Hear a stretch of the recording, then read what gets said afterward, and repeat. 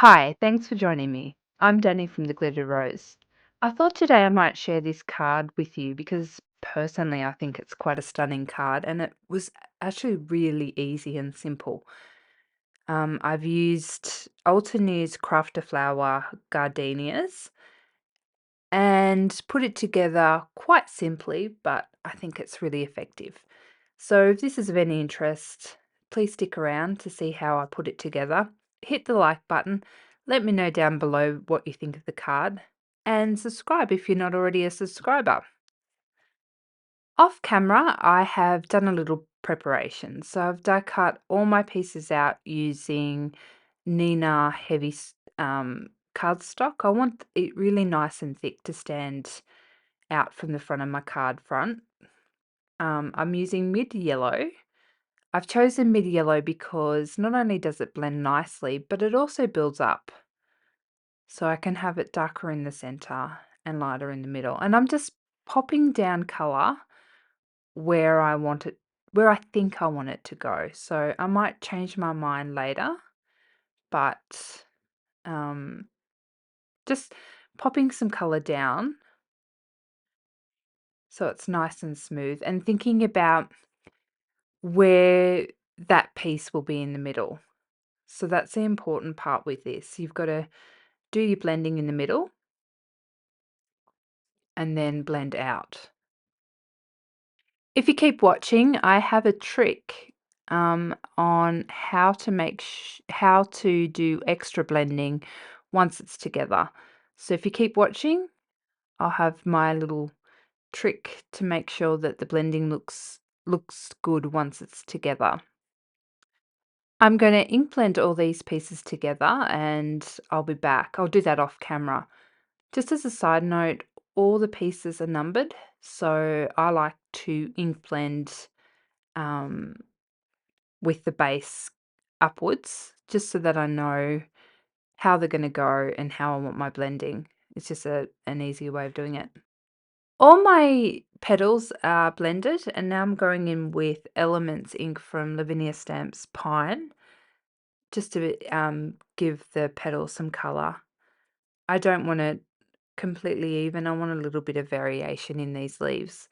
So I'm going to ink blend these off camera and I'll be back. Okay, so now it's on to building the flowers. And as you can see, oh, my camera's coming in and out of focus. But as you can see, there's these keyholes in them. So it's a really clever system. You match up your keyholes and each piece is numbered, so you know exactly where they need to go. There's no guessing, there's no frustration. I really love this system. I think it's really clever. So remember when I said I have a trick with blending? When you put your um, pieces together, make sure that you only put a little bit of glue around the center. That will give it a little bit of wiggle room so that you can go in with your color to add more color later when you know where it really needs it. I'm a big believer that having a community of like-minded people around you is so fantastic. So I've started a Facebook group and I would like to invite you all to join. I'm hoping that we can build a really lovely community, maybe have some swaps and some challenges, and really, help each other with any questions or troubles that we have. So I'd really love it if you could join me. The group's called The Glittered Roses Modern Card Makers. I'm going to pop a direct link in the description below, but I'm sure if you search Facebook, you'll be able to find it. I would love it if you join me, if you invite your other card making friends to join. It would be fantastic. I'd love to get to know you all as well. Okay, so back to the flowers. As you can see, all the keyhole pieces on this flower are put together.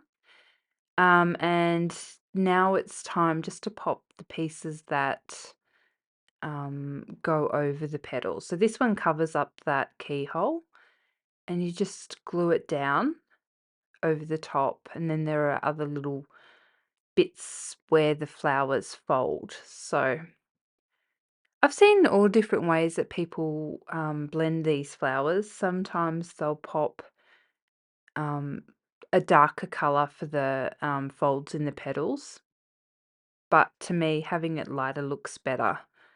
I'll probably go over with some more yellow, but I just wanted to to see how it looked before I decided what color to have those bends. Okay, so just jumping into this second gardenia, I thought I'd show you. So this layer actually has the normal keyhole plus an extra marking, which is a cross.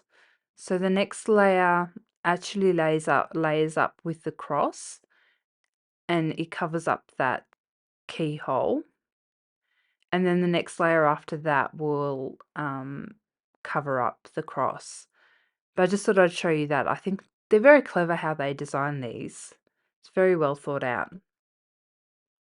So I'll just finish this gardenia, and then we might add a little bit more um, yellow onto the flowers, just to make it look like the shading is right. So this is where having not so glued down layers really comes in handy. So not only does it give the flower a little bit more movement rather than being so stiff and rigid, you can get between those layers just to add a little bit more shading and make it look like the shading is where it should be. Otherwise, you're sort of just guessing where you're putting it. So being able to add it once the flower's built, I think is really a very handy method. Alrighty, I'm going to finish shading these flowers. I'm going to make an A2 card base. I'm going to cut out an A2 card panel. I think I'm going to go black. I think these white and yellow flowers will look really stunning on a dark background. I want the background to be plain. I'm not going to emboss it or anything. And we'll be back to pop the card together. All right, I think the card front needs something. So I have grabbed my splatter white from Spellbinders and just popping on some splatters. I think that looks quite nice. On second thoughts, I really want a little bit of variation with those splatters. They all look a little too even. So I'm going in with a Posca pen to add a little bit more. I do find that the Spellbinders splatter white tends to sit back and soak into the card a lot more than the Posca pen does. So I think I might end up just using the Posca pens. I've popped some foam adhesive underneath the flowers. I want them sitting up from the card, and then I'm going to tuck the leaves in. And I'm just trying to work out where to put these flowers. I think sometimes placement can be the hardest thing. That looks good. And I'll tuck that flower underneath the big flower. And I'm quite happy with that. I'm just going to glue these leaves down. I think this makes for quite a stunning card, but I want a little bit more variation in those leaves, so I'm going in with a darker colour now. I'm pretty happy with that. I think that the leaves look really stunning on that dark background. I'm going to work out a sentiment. I might better press something and I'll be back. Okay, so I've used curved everyday sentiments from Spellbinders. Um, and I've used the Better Press saffron ink, and I think that looks really nice. I'm also using some soft yellow enamel dots. Do have a enamel dot that really matches that yellow, but I wanted something to sort of sit back from those flowers and not compete with them. and I think it works. I'm not happy with my paint splashes. I think I need something a little bit more big, like chunkier. So I'm using my big um, Posca pen, and I'm going to pop just a couple of dots on, covering up my main image. And here we are, all finished. I have to say I'm really happy with this card. I think it's so pretty and it's effective. It took me under an hour, which for me is really quick. And I hope that you like it as well. Please be sure to hit the like button. Let me know down below what you think. And subscribe if you're not a subscriber.